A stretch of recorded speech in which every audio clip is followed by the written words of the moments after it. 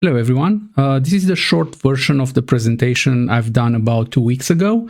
And today I will be covering how can we use LinkedIn to attract better customers and better candidates for our business.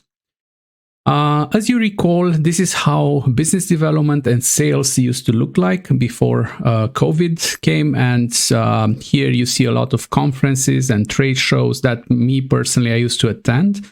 The purpose of going there in various parts of Europe was to meet potential business customers and have usually face-to-face conversations about doing business together. That all changed with when the pandemic struck. So we went from almost entirely on-site face-to-face meeting to mostly remote meetings. So what changed in 2021, and why is this such a big opportunity for moving into 2022? When the whole pandemic situation started in 2020, people kind of were in a frozen state. They expected to see what's going to happen to their companies, to their businesses, which is only natural and understandable, but not a lot of stuff happened in that year. When 2021 came and we started getting vaccines, we also unfortunately learned that we still can catch COVID, so we still have to practice social distancing. So returning to the office might not be as close as we thought initially it's going to happen. Because of that, in around summer 2021, people started to understand that it might take a while to get back, if ever we'll get back to the former way of working from within a physical office. So why is that such a big opportunity for moving into 2022? Well, because if you're a candidate looking for a job or a better job than the one you currently have, I think this is a huge opportunity because now you can access positions which were not previously available for remote work.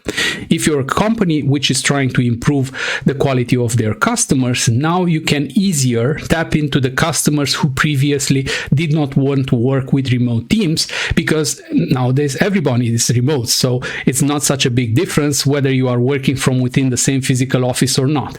And if you're a recruiter trying to find better candidates, I think now it's easier to tap into remote talent, which were not previously considered for jobs because they were not in the physical vicinity or close proximity of the headquarters of the company that you are recruiting for.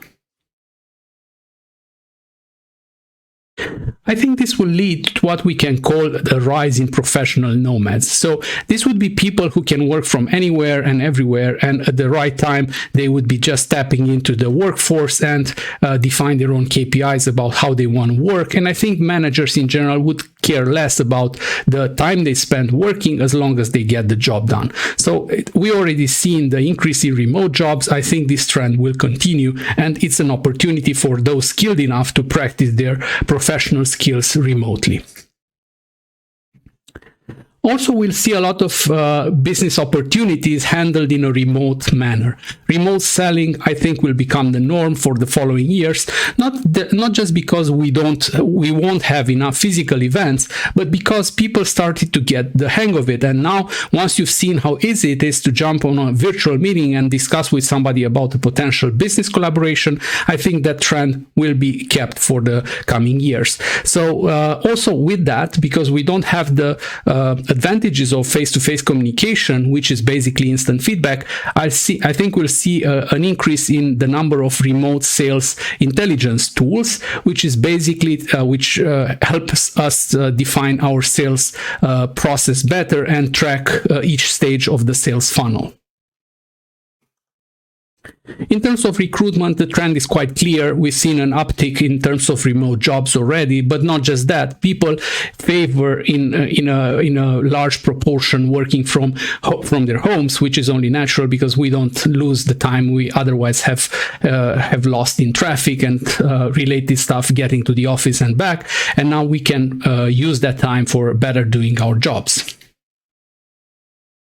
So Why go to LinkedIn? LinkedIn is currently the biggest business website on the planet. So if you look at the numbers in terms of traffic, LinkedIn has went up 50% compared to April 2020.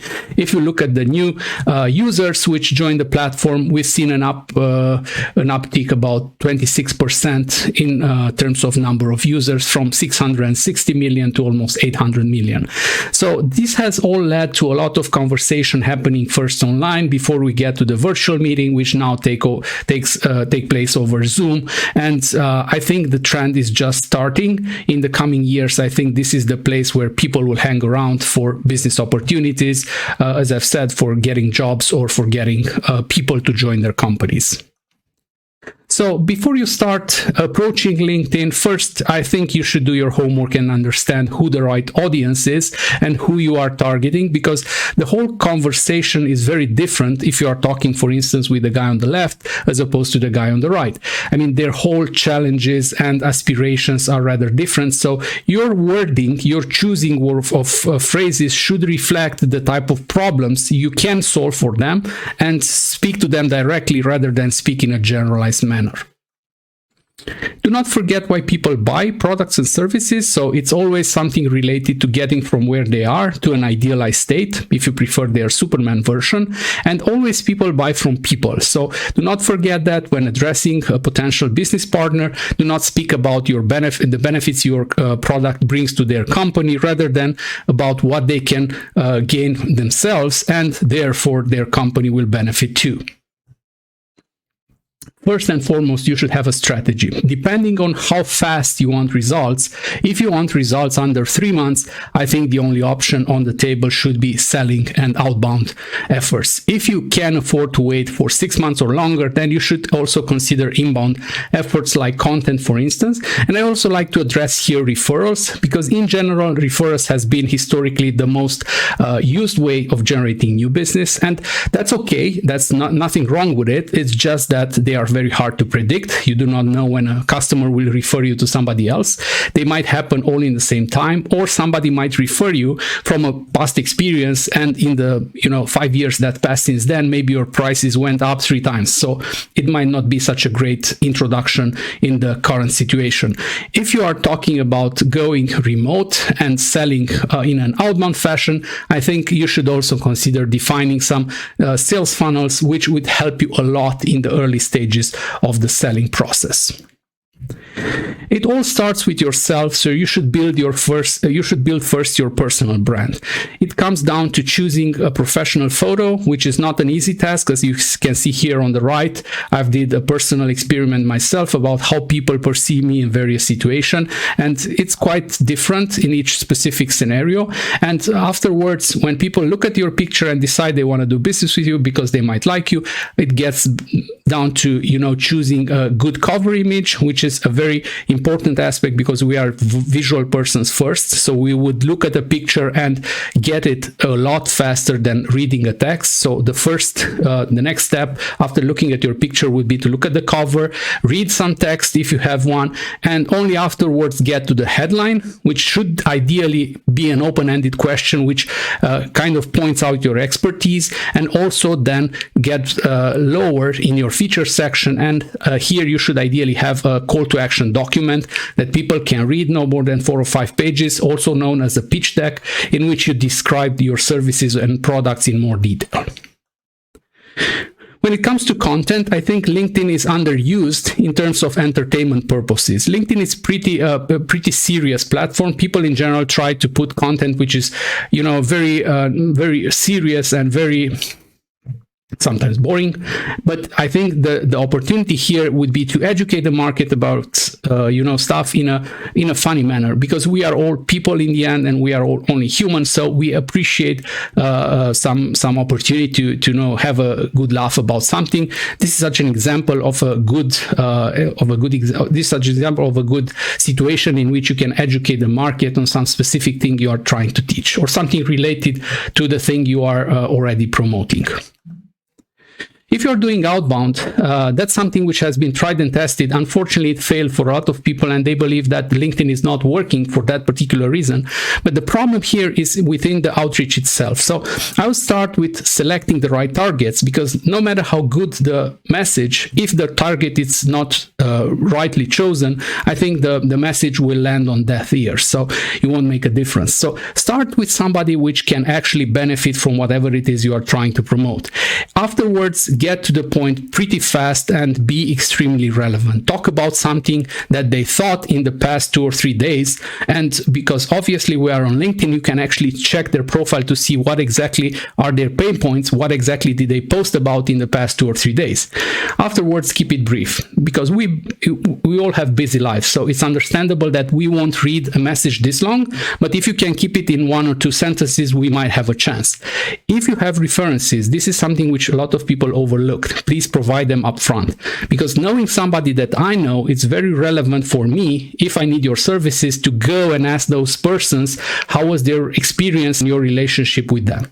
And in the end, when you get down to the later stages of the funnel and you've went from the initial conversation or the chit chat, the small talk, to some deeper, maybe an offer has been made, do not hesitate to go all in personalization. So always tailor your pitch deck, your presentation to that specific customer you have in mind about how you can precisely help them, and do not present something which is general or something which is not personalized to their interests.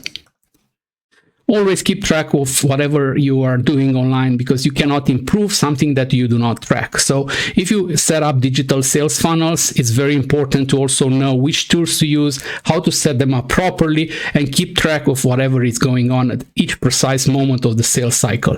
So without that, I think you are set up for failure and you won't get the results you're hoping to get from this LinkedIn initiative. When it comes to learning, and this is an online course if you prefer, or a presentation, usually we retain about 20% from what we see or read. If it's audiovisual, then it might go up to, 20-30%. But keep in mind, if you want to really learn something and you want to learn it fast, you should do a workshop. Anything else is just a way of getting about 20-30% from what's being presented. But the workshop allows you to practice hands-on that specific skill set, and it gets you results way faster. In the past 2 years, I worked with almost 50 entrepreneurs, recruiters, or ex-software developers turned tech CEOs to help them win more business with LinkedIn. If this is something you'd like to improve upon, then click on the link from this video and set up a meeting so we can discuss this in more detail, and I will try to explain how could I be best of help to you. Thank you very much for watching this short presentation.